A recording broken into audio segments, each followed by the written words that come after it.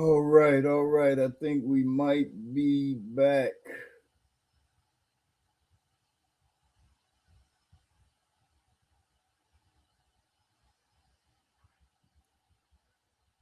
All right.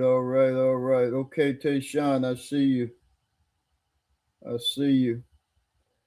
All right, I'm gonna give y'all a minute to come back in. That was a glitch on Facebook. That's been happening a lot lately. And so, Miss Dora, good morning. All right, I see you. I see you.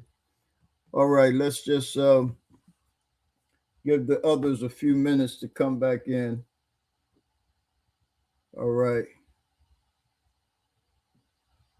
And I think we'll be back on track. Back on track, back on track, back on track. This means war. Okay. We're in Joshua chapter 8.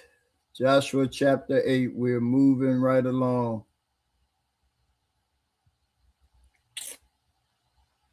I know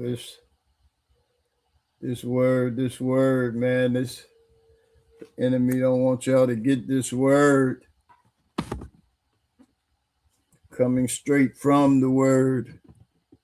Miss Mary Clark. Good morning. Good morning. All right. We're in Joshua chapter 8. Robin, back. Back. Coming back.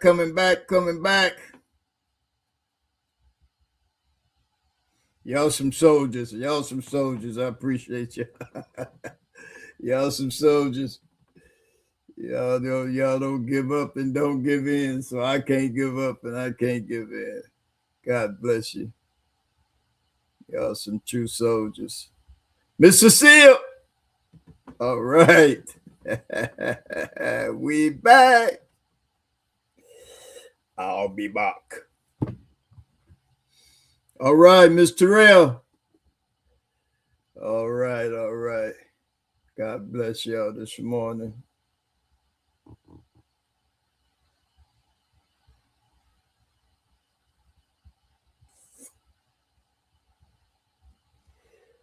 All right. That's right, Miss Mary. Yes, indeed. Yes, indeed. So listen, we're going to get right into it. I was Sue. Okay, there you go. All right.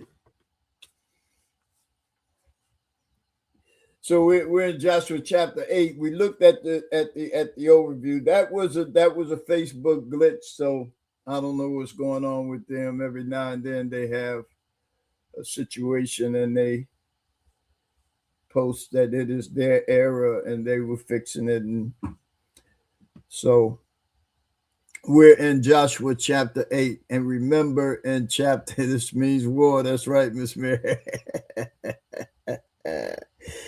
Yes, indeed. And we talked about the accursed thing being in the camp of Israel and how that affected the entire camp of Israel. And on the heels of having this massive victory at Jericho, they went out to fight against a very small, in comparison, a very small town, Ai. And they were defeated and chased away by the small army of Ai. Matter of fact, when they went in to spy the land, they said, man, that ain't going to be nothing. We just knocked down Jericho. We don't even need everybody. Just give me a couple thousand people and we're going to go in there and knock them off right quick. And Ai sent them running, beat them raggedy. Miss Alberta, good morning. And so, and that was because of the disobedience of Israel, and they had taken the accursed thing, and God God trickled it down from tribe to tribe, family to family, household to household, to the very person who had taken the accursed thing. And I was saying earlier before the little glitch that we had, oftentimes we think that our behavior only affects ourselves. We're not hurting anybody but ourselves. But when you're a part of the community of God, or any community or any situation, what you do reflects on the entire body. What you do reflects on the entire body. You know, there's a saying that used to float around years ago that this guy said, I can't remember who it was, but some guy of notoriety said this, and it was an indictment against the church of God. It was an indictment against the people of God. And what he said was, I would become a Christian if it wasn't for Christians. Wow. What an indictment to us that Christianity has all the drawing points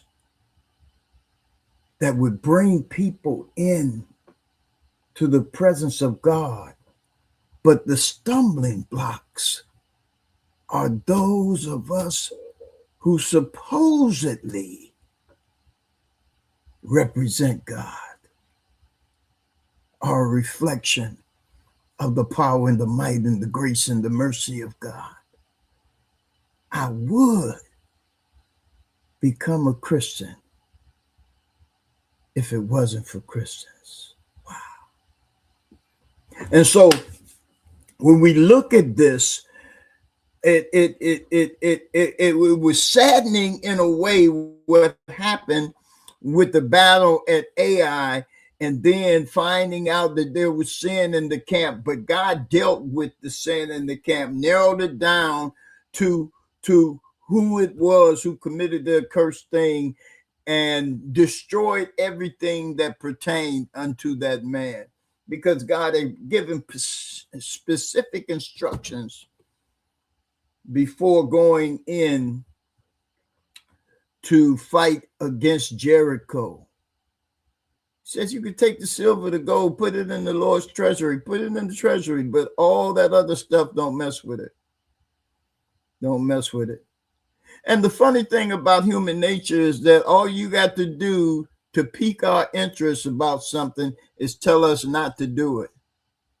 And now we want to know what it is. Don't touch that. And we don't understand until we touch it and get burnt. Then we realize. We see that, you know, when we're raising our children and stuff, we see that, and sometimes we just have to let them go ahead. Go ahead. I told you not to, but you're going to do it anyway. Go ahead. And then when they realize the reason you told them not to, then they begin to understand. But sometimes they have to get burned. And so we're here in Joshua chapter 8. And so now the accursed thing has been taken care of. The ones who took the accursed thing, they have been dealt with. God has cleansed the accursed thing from the camp. And now God says, I'm not going to leave you in a defeated state from this little city of Ai. So let's go back and handle that business. The glory, the glory of God is God will not leave you in a defeated state, even if the reason that you were in that defeated state is because of your disobedience. Once he addresses your disobedience and deals with the consequences of disobedience, he said, now let's go on to the victory that's always been yours. It's always been yours. It's always victory. The victory is always yours in me. You lose sight of victory when you lose sight of me.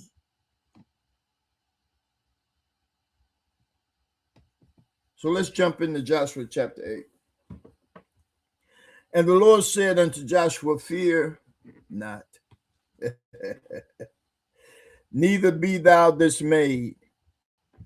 Take all the people of war with thee, and arise, go up to Ai.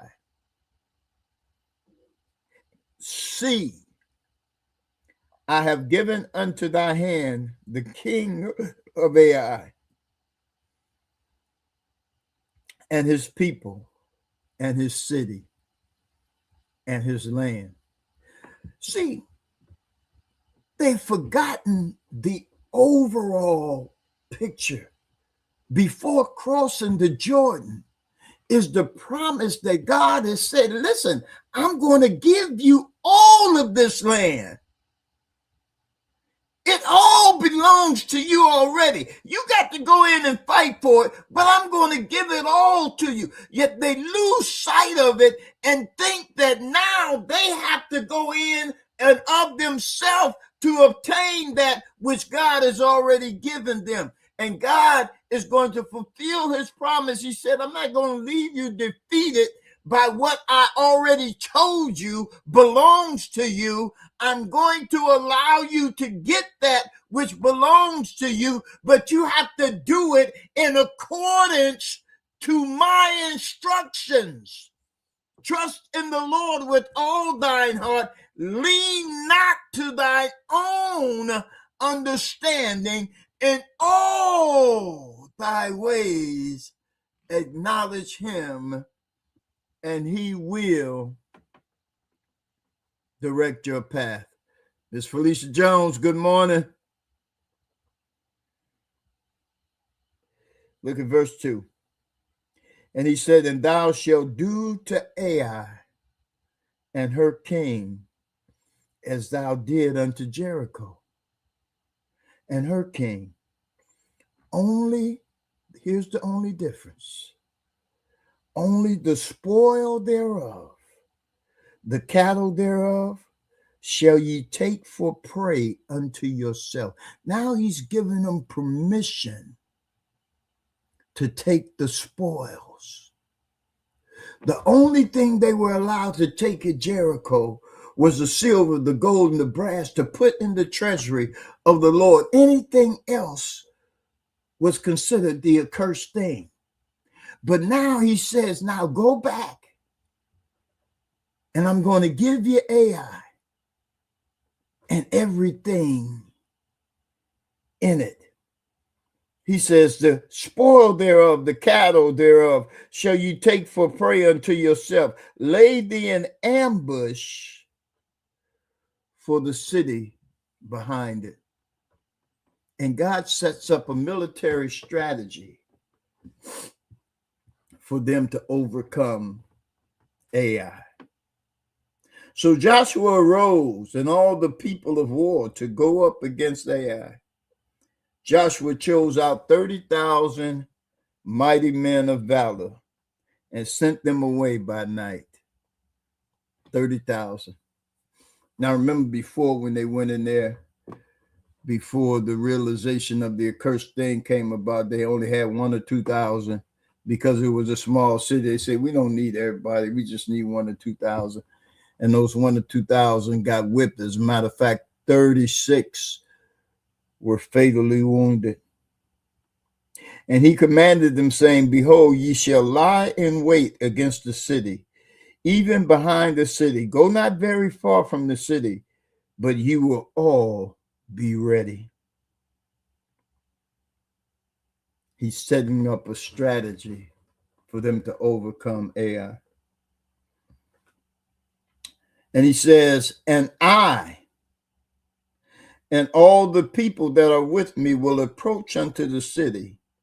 And it shall come to pass when they come out against us, as they did before, as at the first, that we will flee from them.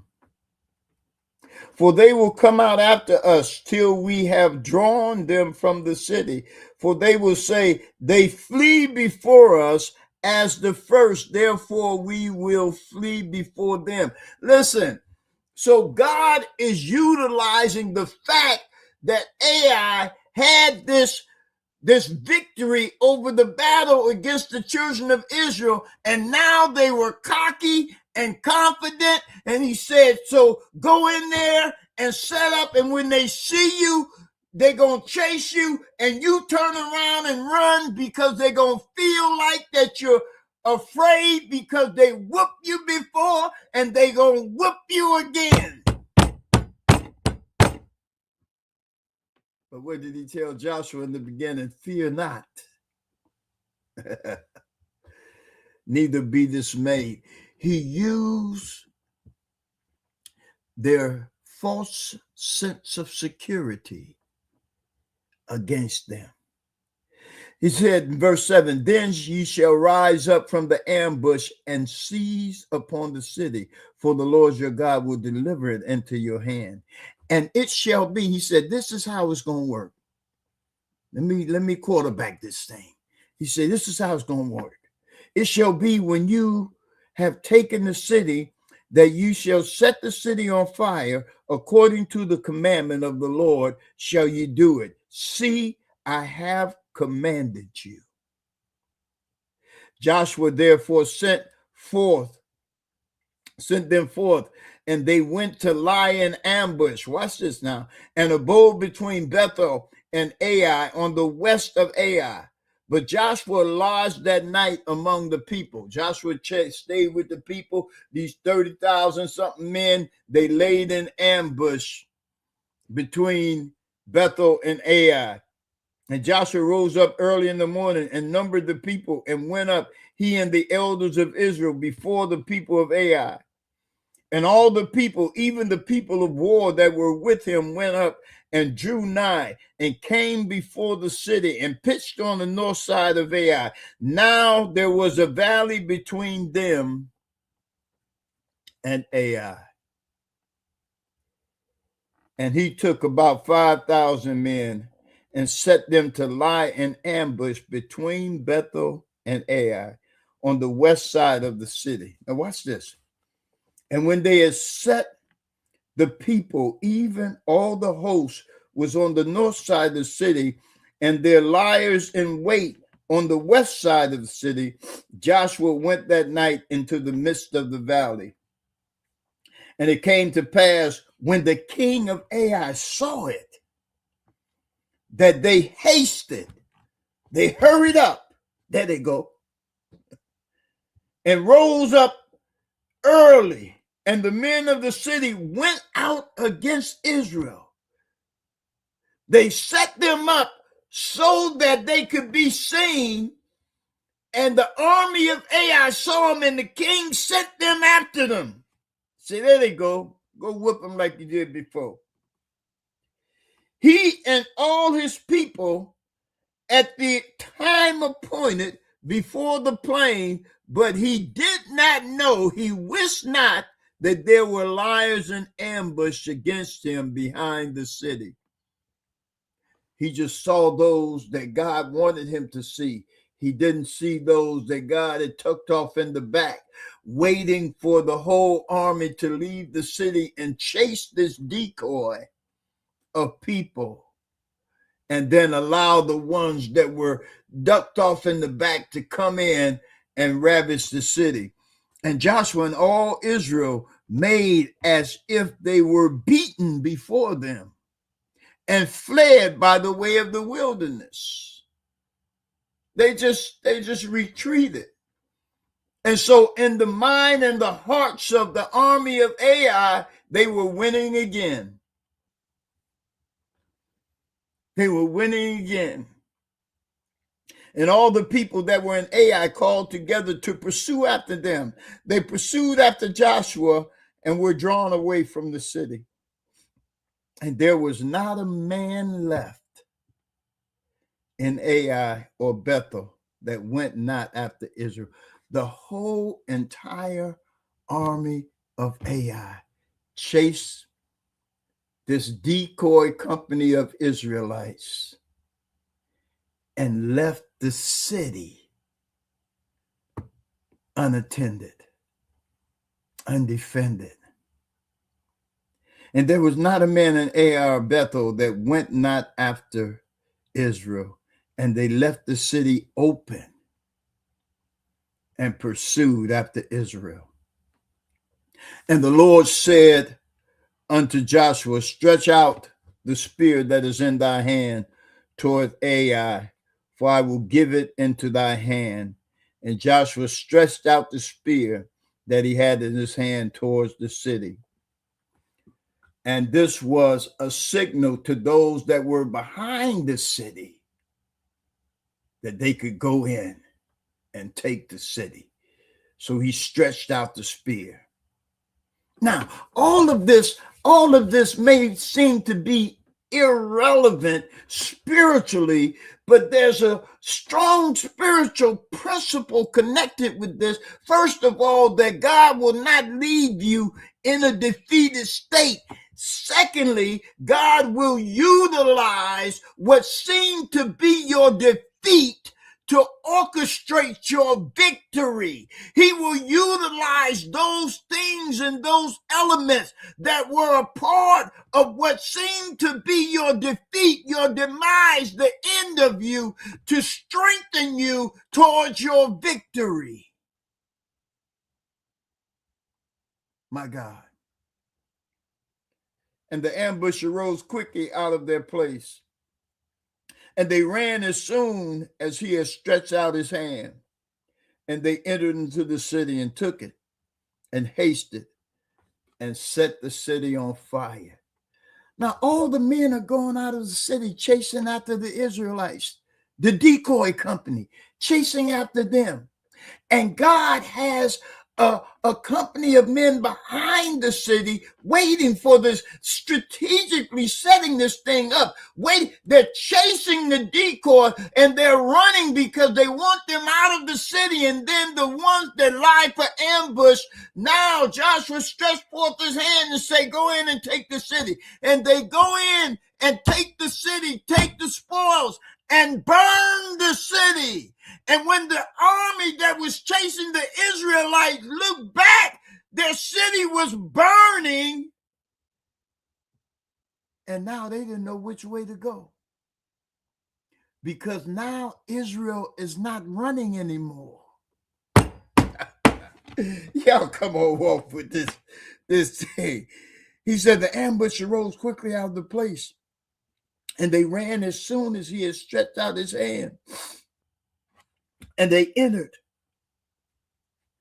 into the city and took it and hasted and set the city afire. And when the men of Ai looked behind them, they saw and behold, the smoke of the city ascended up to heaven. And they had no power to flee this way or that way. And the people that fled to the wilderness turned back upon the pursuers. The Israelites they were chasing now stopped running and turned around to pursue them. But guess what? They didn't even have a city to run back to. They couldn't go to the left or to the right. They had nowhere to go.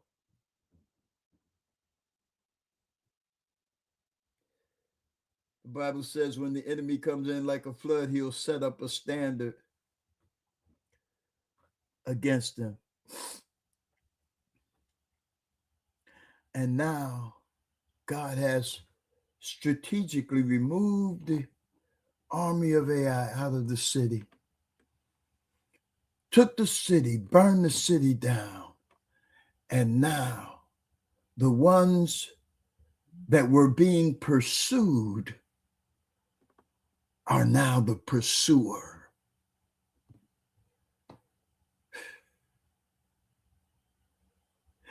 The ones that were being chased,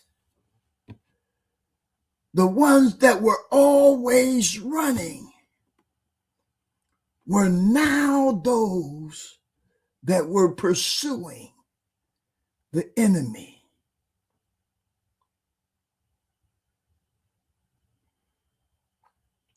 And when Joshua and all of Israel saw that the ambush had taken the city, and that the smoke of the city ascended. Then they turned again and slew the men of Ai. They were cornered. They had nowhere to go. And the other issued out of the city against them. So they were in the midst of Israel, some on this side and some on that side. And they smote them so that they let none of them remain or escape. The entire city of Ai. Now, this is a city that defeated them, but the only reason that they defeated them earlier was because there was disobedience in the camp of God. And oftentimes, some of the defeats that we experience, we need to examine where we are in our relationship with God. God blesses obedience and curses disobedience. And sometimes we can become so arrogant and insolent that we think that God is supposed to do what God is supposed to do, whether we are obedient or not. And that's when we make grace a disgrace.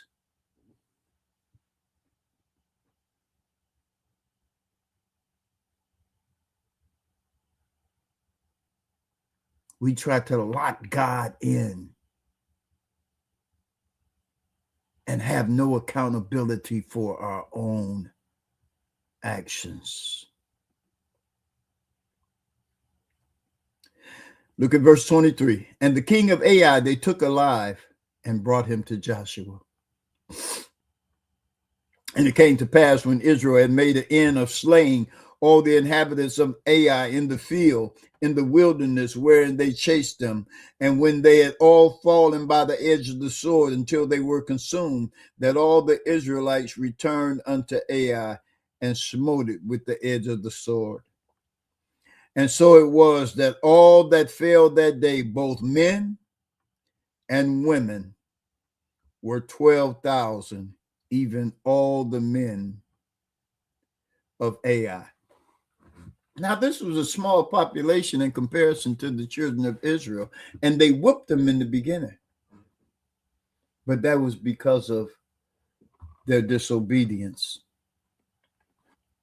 For Joshua drew not his hand back, wherewith he stretched out the spear. That was the signal to go in, take the city, until he had utterly destroyed all the inhabitants of Ai.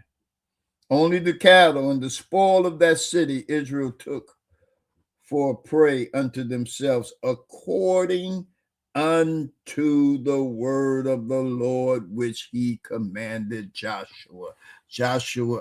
God told him, listen, take what you want. It's yours. And Joshua burnt Ai and made it a heap forever, even a desolation unto this day. And the king of Ai he hanged on a tree until evening tide. And as soon as the sun was down, Joshua commanded that he should take down his carcass from the tree and cast it at the entering of the gate of the city, and raised thereof a great heap of stones that remaineth unto this day. Then Joshua built an altar unto the Lord God of Israel in Mount Ebal, as Moses, the servant of the Lord, commanded the children of Israel, as it is written in the book of the law of Moses, an altar of whole stones, over which no man hath lifted up any iron. And they offered thereon burnt offerings unto the Lord, and sacrificed peace offerings. And he wrote upon the stones a copy of the law of Moses, which he wrote in the presence of the children of Israel. And all Israel and their elders and officers and their judges stood on his side, on this side of the ark, and on that side before the priests of the Levites, which bear the ark of the covenant. And the Lord, as well as the stranger, is he that was born among them, half of them over against Mount Gerizim, and half of them against Mount Ebal, as Moses, the servant of the Lord, had commanded before, that they should bless the people of Israel. And afterwards, he read all the words of the law, the blessings and the cursings. All we want to hear is the blessings. And we don't want to hear about the cursings. But if we don't hear about the cursings, we will ultimately walk into them, walk out of the blessings into the cursing, because we ignored or didn't acknowledge that they exist. According to all that was written in the book of the law, and there was not a word of all that Moses commanded, which Joshua read not before all the congregation of Israel, with the women and the little ones and the strangers that were conversant among them. He read the entire law. You know, I used to wonder, and I still don't know if that is the source, but the more I read this, and they talk about the law being written, and we know that it was written in the tablets of stone. And you know how they have that saying, well, it's not written in stone, so it's not. It's kind of iffy, signifying that those things that were written in stone were truth and eternal. There was no change in them. Why? Because they were written in stone. And Joshua didn't write a new thing. He just replicated what God had already told Moses. Why? Because the plan and the purpose of God has not changed. That's why he was able to write his law in stone, because there were not going to be amendments. There were not going to be all these amendments we have to the Constitution, because we didn't get it right the first time. But God got it right the first time.